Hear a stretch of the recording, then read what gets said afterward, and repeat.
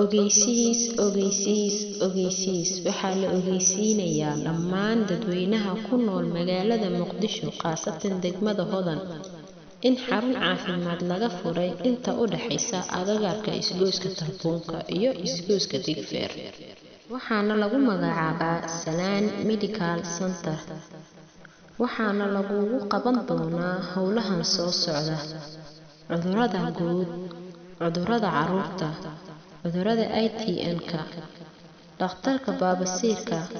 cudurrada haweenka qaliimada burooyinka iyo baxdimaha gargaarka degdega gudniinka wiilasha iyo gabdhaha shaybaar iyo farmashiiste galab walbo marka laga reebo jimcaha fiisitadu waa lacag la'aan xarunta waxaa lagala soo xiriiri karaa lambarada eber 65712 ama eber 6151712 ama eber 619967789 haddaba yaa lama ogaan Salaan Medical Center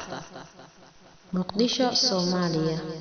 xarunta waxaa ka howlgala dhakhtar khibrad u leh cudurrada guud heestana 50 sano oo khibrad caafimaad ah haddaba xarunta la isku sheegay yaa lagaaga soo hormarin waxay kalentoo qabataa xaruntaasi waxay kalentoo leedahay dhakhtar kuugu imaanaya gurigaaga isagoo kuu qabanaya howlahaaga caafimaad